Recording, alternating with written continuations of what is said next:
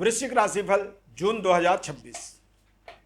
प्रिय दर्शकों, जन्म राशि के आधार पर जून माह का वृश्चिक राशि के जातकों का संपूर्ण मासिक राशिफल का विश्लेषण करेंगे। जन्म राशि के आधार पर ही गोचर ग्रहों का प्रभाव जो होता है वो तंदुरुस्त होता है।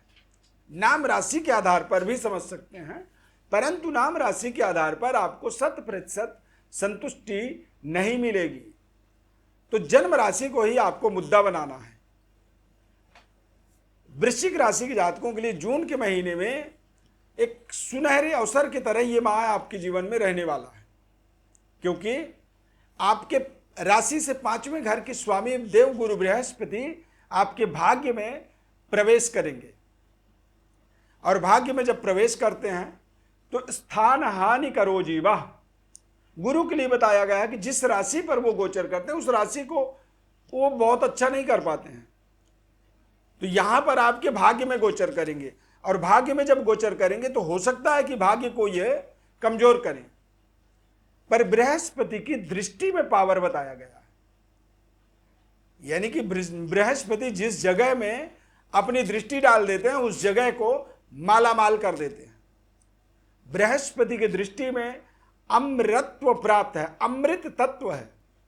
यानी कि जब गुरु की दृष्टि जहां पड़ती है उस जगह का ग्रोथ, विकास इतनी गजब तरीके से होता है कि कई बार व्यक्ति स्वयं चकाचौंध हो जाता है, उसे समझ में नहीं आता है कि आखिर ऐसा क्या हो गया। तो इसकी दृष्टि जो है आपके, पहले बात तो संपूर्ण आपके पद प्रतिष्ठा पर पड़ने वाली है, दूसरी आपके पराक्रम पर, यानी कि काम के दायरे पर, आपके करियर पर आपके इसकी दृष्टि पड़ जाएगी, काम के तरीकों पर, और तीसरी दृष्टि इसकी आपके पंचम भाव। तो बड़ा एक शानदार गोल्डन अपॉर्चुनिटी की तरह इस अवसर को, इस पूरे माह को आपको देखना है, इसे समझना है। बस ध्यानपूर्वक कार्यक्रम को आपको अंत तक देखना है। मैं ईश्वरविंद दिव्यरत्न ज्ञान चैनल में आपका बहुत बहुत हार्दिक स्वागत करता हूं। नमस्कार, जय माता दी, जय श्री राम। प्रिय दर्शकों, पूरी राशि फल आपको कैसे बताएंगे, किस आधार पर बताएंगे, उसके लिए ये चार्ट हमारा आपको ध्यानपूर्वक देखना है। कर्क राशि में 3 ग्रहों का युति बन जाएगा इस माह में, शुक्र, बुध और देव गुरु बृहस्पति। शुक्र और गुरु की युति बनेगा।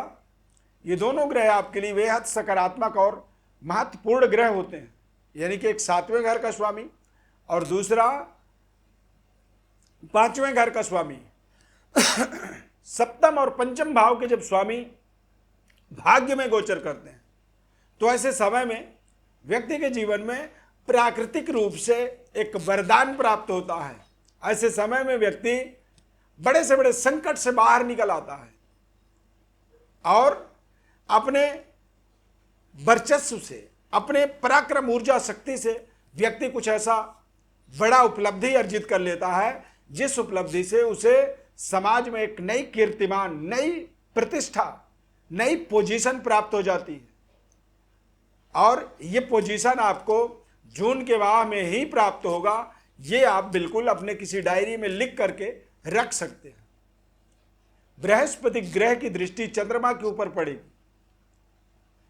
तो चंद्रमा के ऊपर दृष्टि पड़ने का मतलब होता है कि आपके मन में, आपके विचारधारा में गुरु की दृष्टि जैसे ही पड़ेगी, आप समझिए कि आपके विचार उच्च क्वालिटी के हो जाएंगे।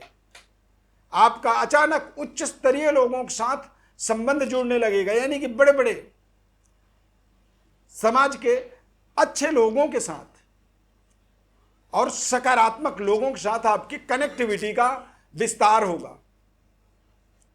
काम करने के तौर तरीकों में आपके अंदर एक बदलाव होगी और आप अपने स्किल को इस समय में डेवलप कर पाएंगे।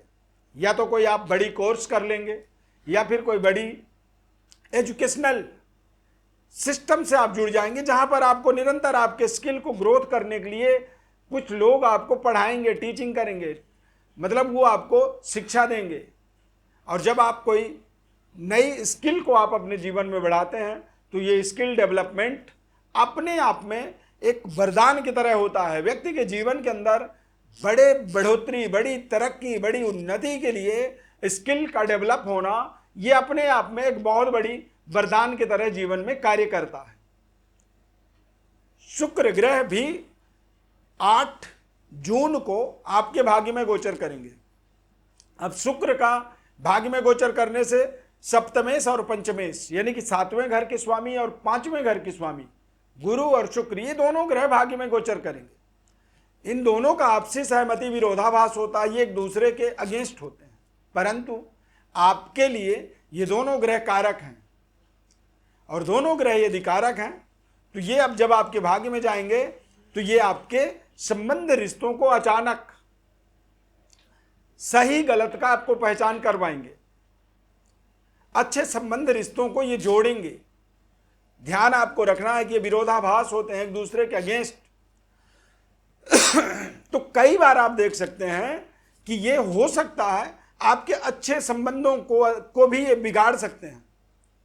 तो ऐसे समय में आपको अति आत्मबल से, कई बार व्यक्ति ओवर कॉन्फिडेंट हो जाता है, जल्दी जल्दी वो निर्णय करने लगता है, और जल्दबाजी में किया गया निर्णय आपके लिए नुकसानदायक हो सकता है। इस चीज का आपको ध्यान रखना है।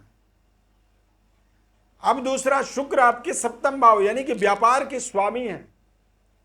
तो व्यापार के स्वामी होने के नाते भाग्य में शुक्र के गोचर होने से आपको व्यापारिक कनेक्टिविटी के अंदर कुछ बदलाव दिखेगा।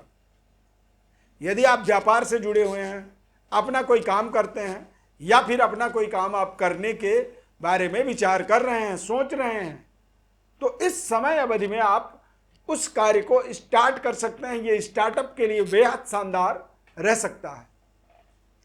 या फिर आप देखेंगे कि आप नए सिस्टमैटिक डेवलपमेंट में इस समय का सदुपयोग कर सकते हैं। गुरु 9th हाउस में जब गोचर करेंगे, शुक्र का भी वहां पर प्रभाव होगा, तो शुक्र और गुरु के प्रभाव से ये नए संबंध रिश्ते जोड़ेंगे।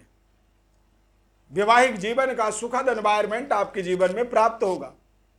अविवाहित हैं तो विवाह जैसे महत्वपूर्ण संबंध रिश्ते आपके जीवन में जुड़ने के योग बनेंगे, और ये संबंध रिश्ते इस समय में यदि जुड़ते हैं मान लीजिए, तो ये निश्चित रूप से आपके लिए एक वरदान की तरह रहेगा। यानी कि जीवन में एक बड़ा यूटर्न ये साबित होगा। जो आज रिश्ता आपके जीवन में जुड़ेगा, ये एक बड़े यूटर्न की तरह काम करेगा, क्योंकि भाग्य में आपके शुक्र और गुरु का एक सकारात्मक गोचर इस समय में चल रहा है। ऐसे समय में जब कोई शुभ कार्य होता है तो वो जीवन में एक वरदान की तरह का साबित होता है।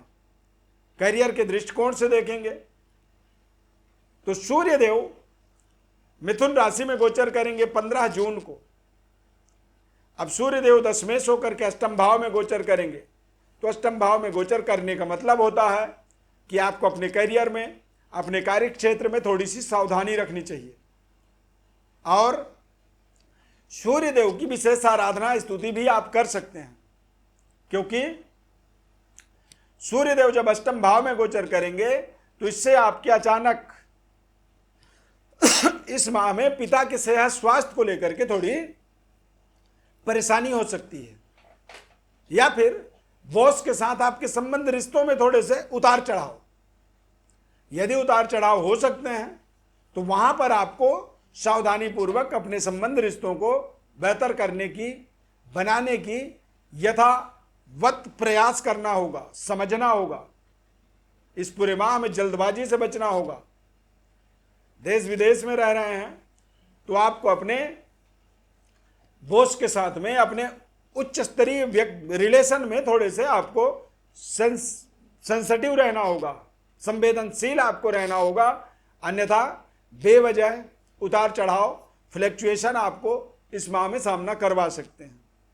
सूर्य देव की आप निरंतर इस पूरे माह में आराधना कर सकते हैं। सूर्य देव को जल अर्पित करें, सूर्यार्घ दान करें, आदित्य हृदय स्तोत्र का पाठ करें, या फिर अपने माता पिता के सुख सुविधाओं का विस्तार करें। माता पिता का संपूर्ण आशीर्वाद इस माह में आप प्राप्त करें। इससे आप सभी प्रकार के नकारात्मक प्रभावों से अपने आप को मुक्त रखेंगे। अपने बारे में और विस्तृत विश्लेषण को आप जानना चाहते हैं तो व्हाट्सएप नंबर पर, जो नंबर आपको दिख रहा है, इस नंबर पर आप बर्थ डिटेल्स को अपने लिख करके भेज सकते हैं। संपूर्ण विश्लेषण हमारे द्वारा बताया जाएगा। आपको बस सब्सक्राइब, लाइक और शेयर करना है। इस खास कार्यक्रम को आपने यहां तक ध्यानपूर्वक देखा है। कार्यक्रम अच्छा लगा तो जय श्री राम आप कमेंट में जरूर लिखें। इस खास कार्यक्रम में जुड़ने के लिए बहुत बहुत धन्यवाद। Thank you for watching. जय श्री राम।